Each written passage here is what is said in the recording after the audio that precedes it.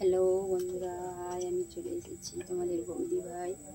আজকের মাছের ঝোল বানাবে, তোমাদেরকে দেখাবে। একটু মাছটাকে আগে ভেজে নেবে।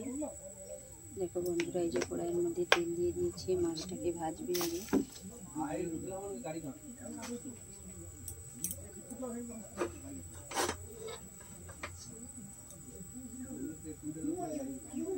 কড়াইয়ের মধ্যে এই যে তেলটাকে তাকিয়ে নিচ্ছে।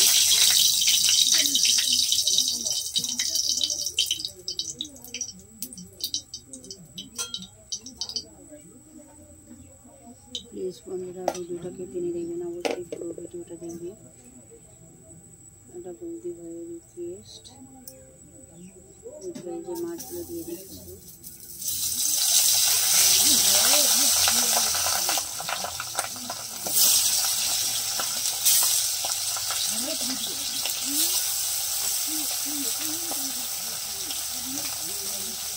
প্লিজ বন্ধুরা, অবশ্যই দেখতে থাকো। বৌদি ভাই আজকে তোমাদের কাছে চলে এসেছে। ওল দিয়ে চিংড়ি ডাঁটা দিয়ে মাছের ঝাল বানাবে। অবশ্যই বন্ধুরা দেখতে থাকো।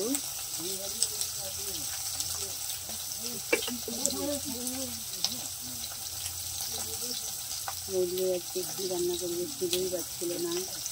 লাস্টে ওল আর চিংড়ি ডাঁটা ছিল, তাই দিয়ে মাছের ঝাল বানিয়ে দেখাবে তোমাদেরকে। প্লিজ বন্ধুরা, কেউ ভিডিওটাকে টেনে দেখবে না, অবশ্যই পুরো ভিডিওটা দেখবে। এটাই বৌদি ভাইয়ের রিকোয়েস্ট।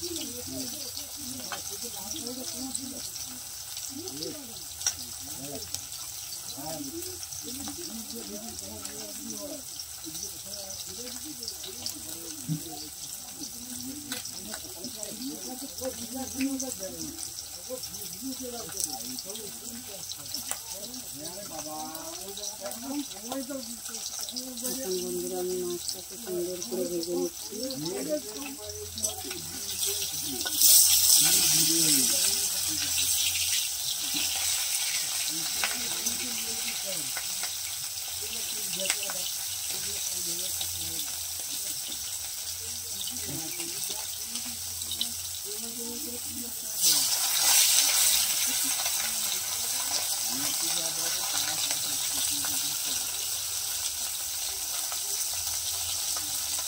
মাছটাকে আগে সুন্দর করে ভেজে নেবে বন্ধুরা, তারপরে তোমরা মাছের ঝালটা তুলবে। অবশ্যই বন্ধুরা, আমি জানি আমার বন্ধুরা আমার সঙ্গে আছে।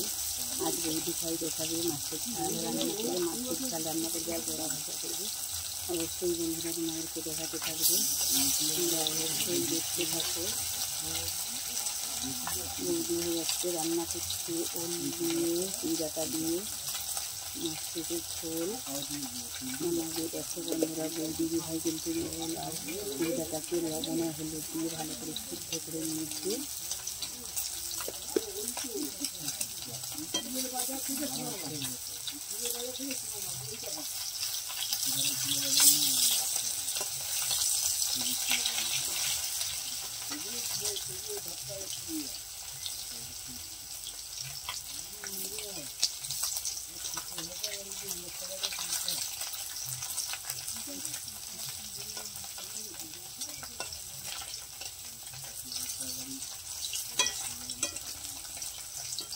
প্লিজ বন্ধুরা দেখতে থাকো। দেখো বৌদি ভাই চলে এসেছে তোমাদের সামনে, তোমরাও দেখতে থাকো।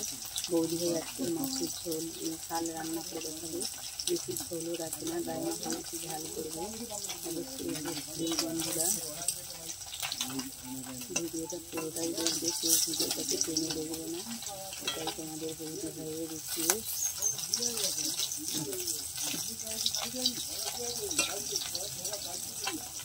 বৌদি ভাইয়ের মাছ ভাজা হয়ে গেছে, এখন লাগিয়ে নিচ্ছে।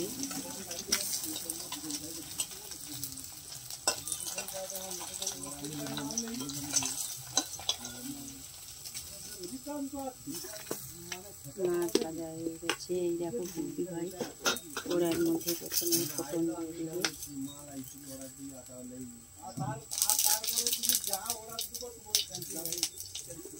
তারপরে বৌদি ভাই যে পেঁয়াজ দিয়ে দিচ্ছে।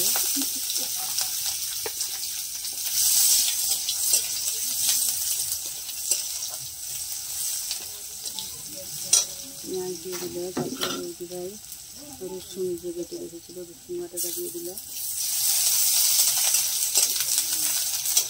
তারপর এই যে আদা বেটে নিয়েছিল, এই আদা বাটাটা দিয়ে দিল।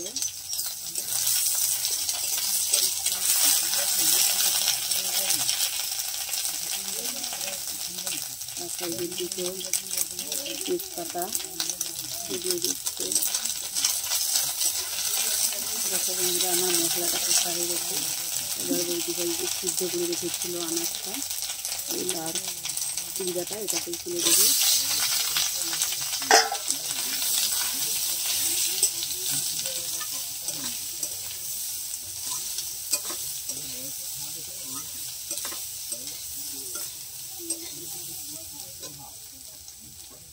বন্ধুরা, এবার বৌদিভাই দেখো একটু অল্প পরিমাণে লবণ দিয়ে সিদ্ধ করেছে বলে অল্প পরিমাণে লবণ দিয়ে দিচ্ছে।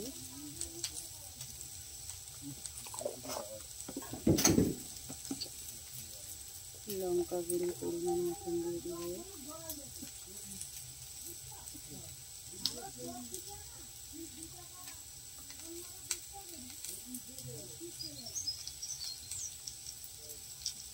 পরিমাণ মতন লঙ্কা গুঁড়ো দিয়ে দিলে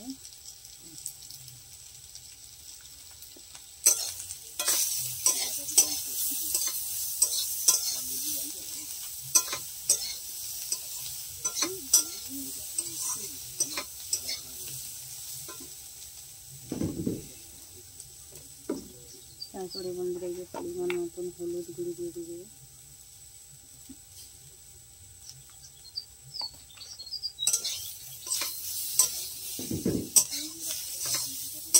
প্লিজ বন্ধুরা, বৌদিভাই যে ওল আর ডাঁটা দিয়ে রান্না করছে মাছের ঝোল, অবশ্যই তোমরা বাড়িতে মাছের ঝোল করে খাবে। এইভাবে রান্না করে দেখো। বৌদিভাই আগে আনাজটাকে সুন্দর করে কষিয়ে নিচ্ছে, সুন্দর করে কষিয়ে নিচ্ছে।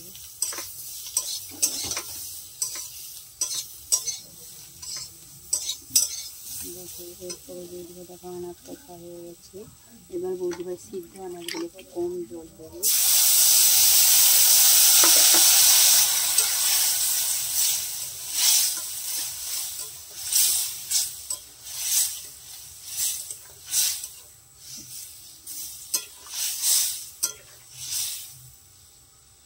এবার ঝোলটা ফুটে আসলে, ঝোলটা ফুটতে আরম্ভ করেছে, বৌদিভাই একটু ঢাকা লাগিয়ে দিচ্ছে, ঝোলটাকে একটু ফুটিয়ে নেবে।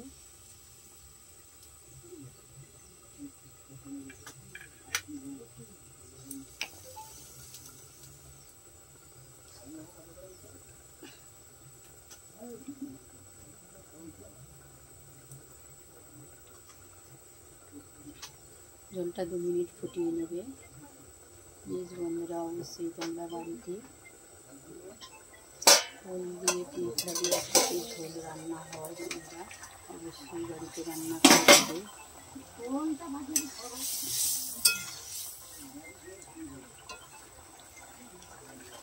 দেখো বন্ধুরা, এরপরে আমি এর মধ্যে দিয়ে দেবো 3 পিস মাছ। বলছিলাম এই মাছ 3 পিস দিয়ে দেবো।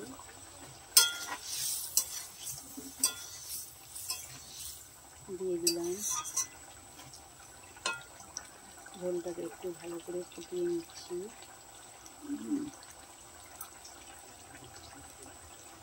প্লিজ বন্ধুরা, বাড়িতে অবশ্যই তোমরা এইভাবে মাছ দিয়ে ওল দিয়ে পিঠা দিয়ে ঝোল করে খাবে, দেখবে খুবই সুন্দর লাগবে। আপনাদের থেকে মাছ দেওয়ার পরে মিনিমাম 2 মিনিট ঝোলটাকে ফুটিয়ে নেবে। বন্ধুরা, একটা কথা বলবো যে দেখো আমি যে পেঁয়াজ বাটা রেখেছিলাম, বেটে এনেছিলাম, এই পেঁয়াজ বাটাটা এবার ঝোলটা হয়ে এসছে দিয়ে দেবো।